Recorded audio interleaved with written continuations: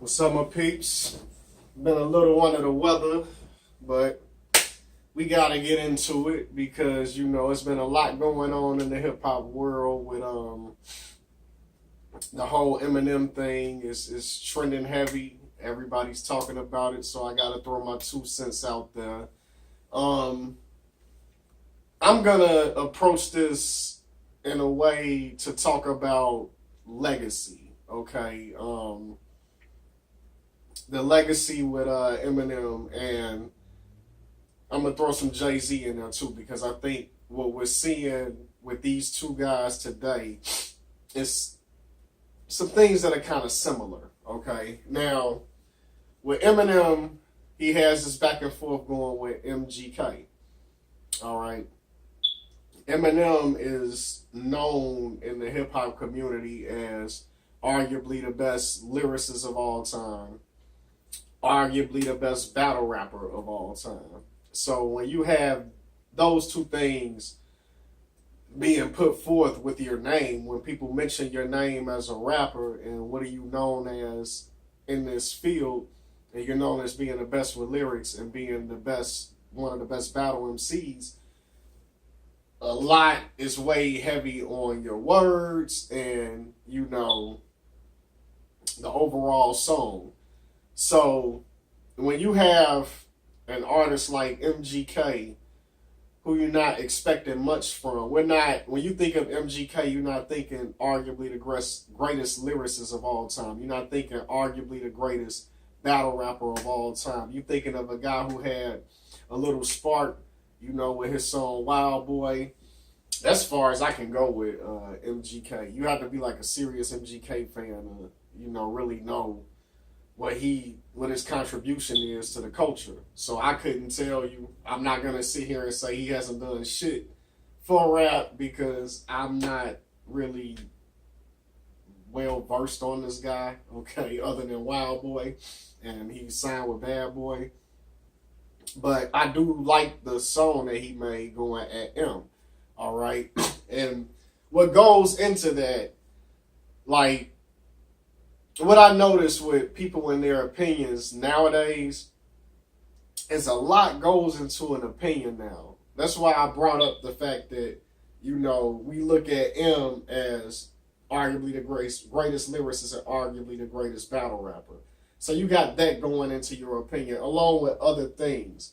People look for certain things in songs that others don't look for. Okay, you may be a person that weighs heavy on lyricism. You may not.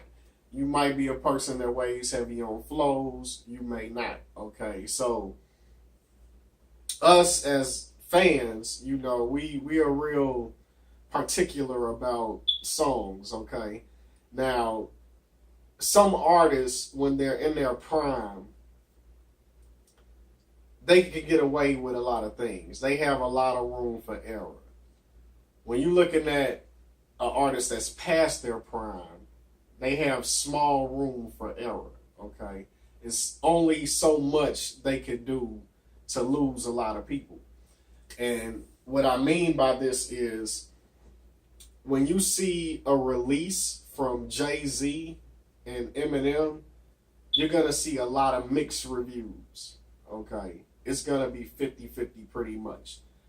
And a lot of the good reviews are going to come from their core fans. Sorry, their core fans are going to support them through hell and high water. Okay, now with people who are casual fans and people that are fans that never liked them before or never listened to them before, it's a hit or a miss, and it's small room for error when it comes to artists like Jay-Z and Eminem, okay? Because a casual fan, if you've been a casual fan of Jay-Z and Eminem, that means you've been a casual fan for a long fucking time, okay? These are vets, all right? So you can live or die without it.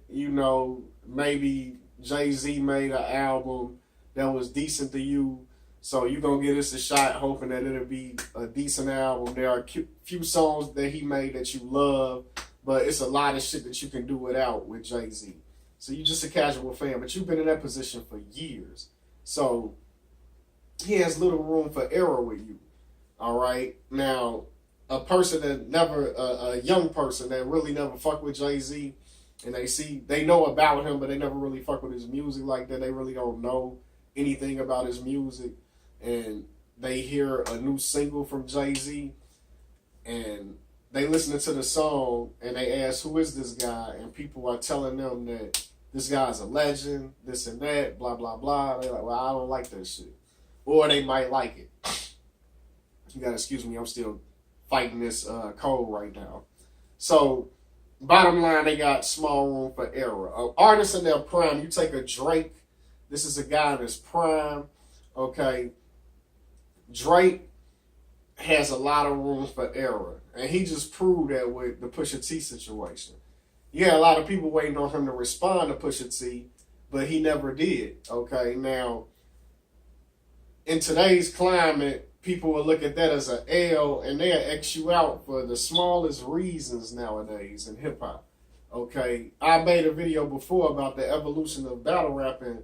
You know, you got people like Tekashi out here that isn't even making diss songs about people. He's just doing videos trolling them online, and people are saying that he's winning the battle, okay? So you take an artist like Drake, who made a diss song.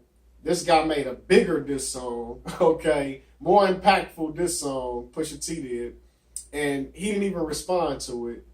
He just started talking about Kanye. It's like, what the fuck? But his album still was a success. I like his album too, okay? And nobody is looking at it in that light anymore. It's not even a big deal anymore. People are looking forward to the next thing Drake is gonna do.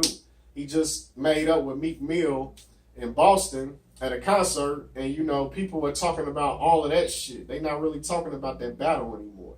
So he has little room for error. Now this brings me back to MGK and Eminem, okay? Eminem is an artist that has very small room for error, okay? MGK is not a popular guy. He has nothing to lose. And he just made a good song. Now, in my opinion, I think Eminem shouldn't have made another song, okay? He should have pulled a Drake. Because even if Eminem wouldn't have responded to it, people would have been like, yeah, he took an L, but it would have been more of a what-if question. You know, and it's a question that we really wouldn't be talking about that much 10 years from now. 10 years from now, I can't see the MGK Eminem beef being talked about if Eminem never made Kill Shot. Just imagine Kill Shot never came out. MGK had got this diss out there. And 10 years from now, when people are talking about Eminem's career, they may bring up MGK. And if they do bring up MGK, people would just say, Eminem would destroy him. He didn't have to respond. Who the fuck is MGK? He ain't shit. But Eminem making Kill Shot, he validated MGK. Now you're in the beef, and this is a conversation we have to have 10 years from now. It's a legitimate question to ask, who won between MGK and Eminem? And I think that is so terrible on Eminem's record, if you ask me. This is not a debate we should be having about the guy who made Stan. I mean, this guy made Stan. Come on, this guy's made classic albums, gave us classic moments.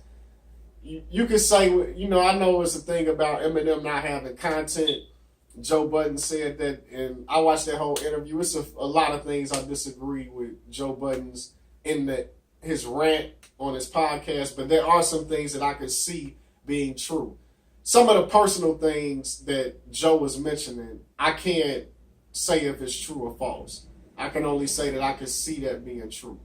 But some of his criticism of Eminem, some of that shit I didn't agree with. And content was one of the number one things I disagreed with. I think Eminem has hella content, okay?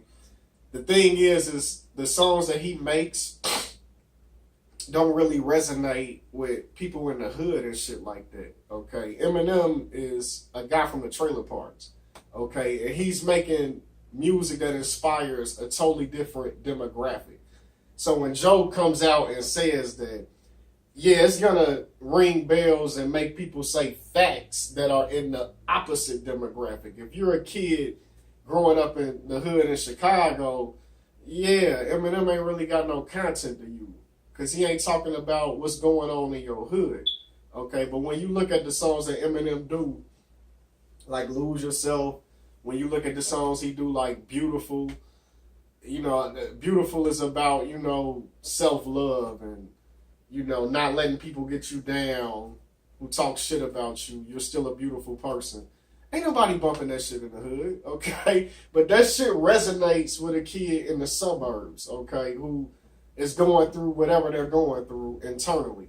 I can see that resonating that with them. Now that I stay out here in the suburbs and I see kids that are depressed and talk to adults that are oppressed, they have their own battles. Everybody goes through their own things. And songs like that resonate with them, okay? He makes music for that demographic, and I ain't mad at him. Okay, it's money in that direction. We're in a capitalist nation. He got to supply what's demanded. Okay, and just because people in the hood, want a certain type of hip hop, doesn't mean that people in the suburbs don't want a certain type of hip hop. There are fans of, plenty of fans of hood rappers, quote unquote hood rappers in the suburbs, but these people out here that are fans of that, they're more fans of the lifestyle. The artists are giving them a picture. They're not living that life. They're just getting a picture of their life. Some of them may be attracted to that. So they try to mimic, that hood life out here in the suburbs, which is funny to see. But they're not really living that life. Okay? But they still attracted to that music. But that doesn't work all the time with artists like Eminem in the hood. People in the hood are really not attracted to the suburban life. Excuse me. So when they hear a song like "Beautiful," they skipping that shit because it doesn't really apply to them. They don't really give a fuck about that shit. They want to hear somebody talking about getting the fuck up out of here, getting up out of the projects and things of that nature. Okay, so yeah, Eminem, he has this legacy intact, all right, and he responds to this guy. And now when we discuss Eminem 10 years from now, we're going to be asking, did MGK beat Eminem? And I just gave you an example of his room for error being small, because Kill Shot gets released and you have mixed opinions about it, all right? People, I told you how people come into a song with opinions. People are coming into this song, they coming into Kill Shot with the mindset of, this is the greatest lyricist of all times. This is arguably the best battle rapper of all times. Let me say arguably best lyricist of all time. This is arguably the best battle rapper of all times. You're going into that with that mindset. You're going into it with, you either loved or hate MGK's this. So if you loved his this, you like, man, that shit was straight. But I know M about to get at him because M is the greatest at this and this and this. Okay. And if you hate the song, you like, man, that shit was trash. I can't wait to hear the GOAT of lyricism and battle rapping go at that weak ass shit. Okay. And you have in mind that Eminem has a career of making some of the best shit you've ever heard in your life. Okay. So when you go into it with that mind frame and you're listening to it, that standard is raised. And I like to use that example, use an analogy with LeBron James, because I see this with LeBron James. LeBron has done so many things in his career, and he's been so consistent in his career that if LeBron go out and score 27 points, have 8 rebounds and 10 assists, people will look at that and be like, that was an okay game. It was all right. He did pretty good. But let a rookie put up those numbers in the game, we're going to say, man, this guy's promising. He had a phenomenal game. He had a great game. 27 points, 8 rebounds, 10 assists. This guy was all over the court. we're gonna give him heavy props. But when it's LeBron, it's something small because LeBron has raised the bar. LeBron has scored 60 points in games before.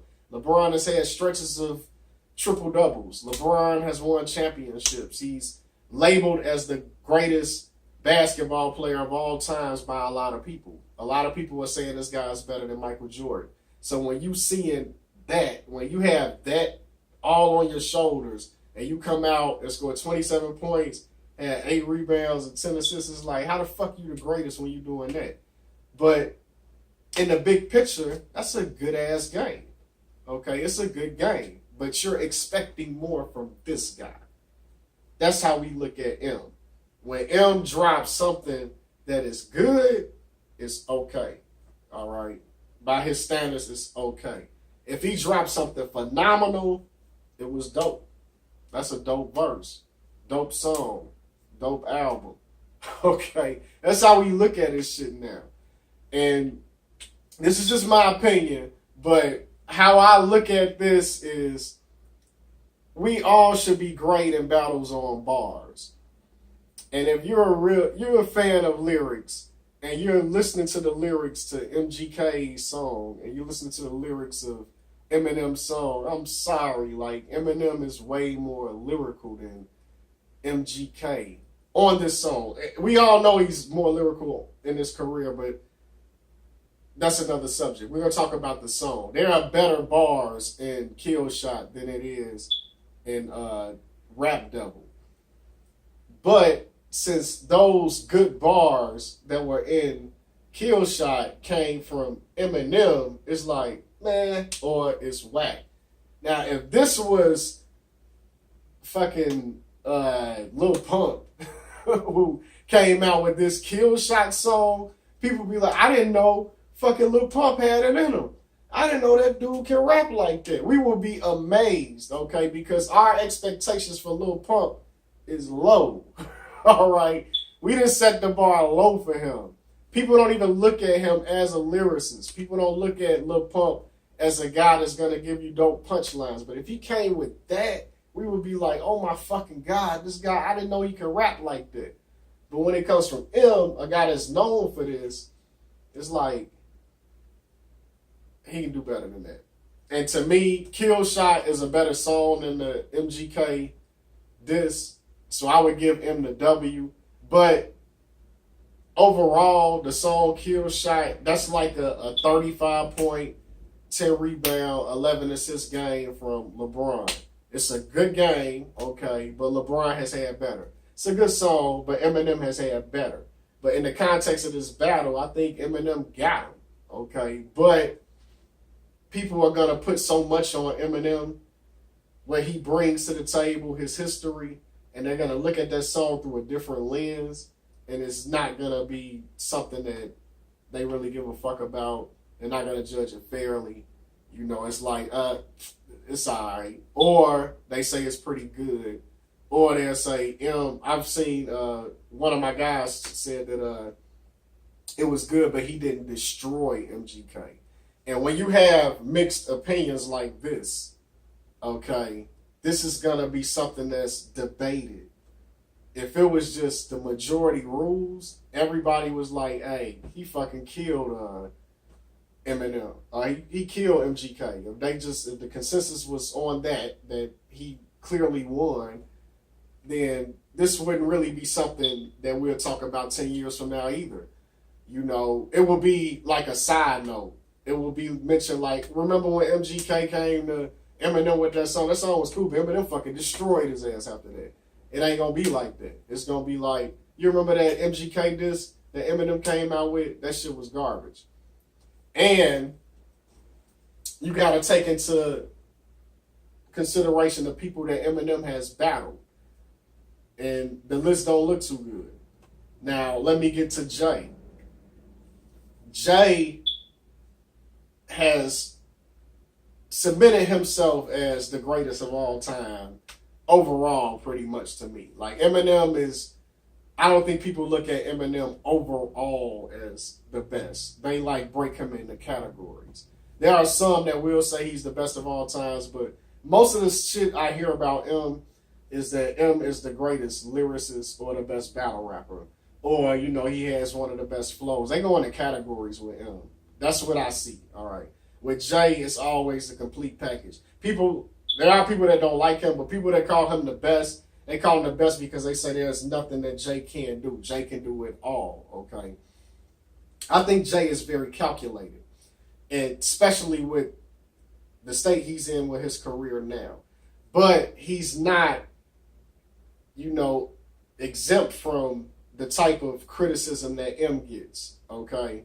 He gets that same criticism, but he's smart, all right? And what I mean by that is Jay, unlike M, will throw a shot at a rapper. He threw shots at Future in the song before.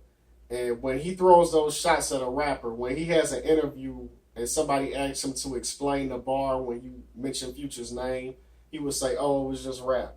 It's just rap. It's just a line. It's just a clever line. I don't have anything against Future. And then turn around and do a song with Future. Okay, to let you know that, to confirm his comment in the interview that it didn't mean nothing. Now, what is M doing when he's asked about the bars in his song going at the people that he's going at? When you look at M's interview, he like, fuck them, fuck that guy, I can't stand that bitch. He's looking real sour out here. Okay, M is looking real heated. Where DMX say, I feel a lot of heat coming off that couch. And Belly, it's a lot of heat coming out of that chair next to Sway. You know what I'm saying? He real heated right now. So with that being said, since Jay is not doing that, he's not having any beefs, so he doesn't have to make any diss songs to people. When people diss Jay, he really don't even pay him attention anymore. He might throw a little slick line in there, like, you know, he been having this Cold War with Drake. Okay. And now we're at a point where people just assume shit he says is about Drake now. But they've had a Cold War, okay? He had a Cold War with Lil Wayne, but that was like towards the end of his prime. That was like end of prime Drake Jay when he started doing this little back and forth with Wayne. But now in his career, I don't think Jay is gonna do that, and I'm saying that judging off his interviews because like I said with Future, he took shots at Future, but then he backpedaled in the interview. Okay, so he's safe in that sense. Jay beefing with a rapper right now, a younger rapper right now, it wouldn't be good for him because he'd be in the same boat that Eminem is right now. He's already a person that has low fucking room for error. When you look at the 444 album, that album is popular amongst people my age. Look, I'll say like if you 25 and older, you resonating with, you rocking with 444. It's a good chance you rocking with it. And you know you a Jay fan. So he got that going for him. But 25 and under and casual fans, like I mentioned about Eminem, these guys have a low room for error. It's a small room for error with that. Casual fans, like, is this 444 like that? Nah, I ain't fucking with it. Or they might like it. Now, people who don't fuck with Jay, younger kids and shit, they listen to that 440 album, it could be a hit or a miss. They gonna throw it in the trash, or they might rock with a couple songs on it. Versus Jay in his prime couldn't lose, like I explained with Drake. Drake can go away from a battle and nothing happens to him. It's unscathed. Like he's still gonna come out on top. Drake, it's like, wasn't it a rumor about Drake getting peed on or some shit? Like somebody peed on Drake. Like who the fuck is gonna survive that? This is like my evidence, okay, to you that being in your prime, it's really hard for you to take an L in the rap game. But when you pass your prime and you're a legend, you walking on eggshells if you're not retired. So Jay right now is doing it the safe way, okay? Not fucking with any of these rappers like that. He'll throw a shot and backpedal. He made the money in your phone comment in his rap, and people were making a big fuss about that. But he said in an interview that there's no shade at any of the new guys. I'm just saying. He's safe. But let Eminem say that. What you think Eminem gonna say? Yeah, we don't fuck with money phones. I'm from the era where that's some stupid shit. Like Eminem would say that. And he's making his fucking window smaller and smaller with each part of that interview that comes out. We on like part 4 now or some shit. But yeah, like these guys' legacy it's funny to watch them past their prime in their career and watch the criticism that they're receiving and see how all of this playing out. And I'm seeing the way I see things right now, Eminem has kind of put a stain on his legacy with what he did, coming back at MGK with this and having a rant, in an interview about the people he was blasting in the song, calling Tyler the Creator a faggot and all of that. Like, he's like putting stains on it, even though this is the same Eminem as always. And this ties into another thing with me saying that they have small room for error, because Eminem is 45 years old. And what Eminem is doing now at 45, he's being Slim Shady. And people don't want to see Slim Shady. But at the same time, when he comes out with some Eminem shit, some Marshall Mathers shit, some 45-year-old Marshall Mathers shit, which was Revival. You ask me, Revival was Eminem's 444 if you really listen to that album. It's a very personal album. People say he don't have content when he's apologizing to Kim on the album. Okay, he made a song apologizing to her. He's talking about his daughter on there, being on his deathbed on there, and things of that nature. Like, that was like a personal album. That's why I think he's so emotional about the criticism that he's getting for it, because it was a very personal album. I'm not one of the people that think it was dope. I'm not one of the people that think it's trash either. I think it was very mediocre. I think it was an album that he made for himself. I don't think that album really was made for us. Just listen to it. I don't think it was made for us. I think that was a very therapeutic album for him. I think he sprinkled some things on there for us, but other than that, I think it was very personal. That's why he's so mad about it. All right. Now, you want that 45-year-old Eminem, and he gives it to you when you pissed. All right. He giving you Slim Shady now, and you still pissed. That's what I mean. He has a very small room for error. Okay. You want drug dealing Jay? You want drug dealing Jay-Z right now at 47? I think Jay-Z 47, 48 years old. That's what you want to see? Or do you want this Jay-Z? People don't know which one they fucking want. Okay. They got small room. When people criticize these guys for not embracing the new generation, like with Eminem barking at them now, people saying that Eminem should embrace the new guys. Why you hating on the new guys? So when these guys come out and embrace it, if you look at a song like Jay-Z got with Beyonce that is Migos influence, I forgot the name of it, but Migos is all over it. I think they wrote the hook for it. If you listen to Jay's flow, a lot of people was criticizing him, saying that, why are you biting the new people style? Why are you doing a new people style? He's embracing the new school. You were just saying you want him to embrace the new school. Now that he's embracing it, it's a problem. Small room for error. Eminem has played around with that shit, with Chloroseptic on Revival. That's a basic rhyme pattern and flow that the new people are using. And Eminem did it, and people are like, why the fuck is Eminem doing that shit? We don't want that. That's him embracing the new style, and he wrong for it. Small room for error. All right? I think I'm going to end on that. I've been running my mouth for a long time on this. You guys get in the comment section. Tell me I don't know what the fuck I'm talking about.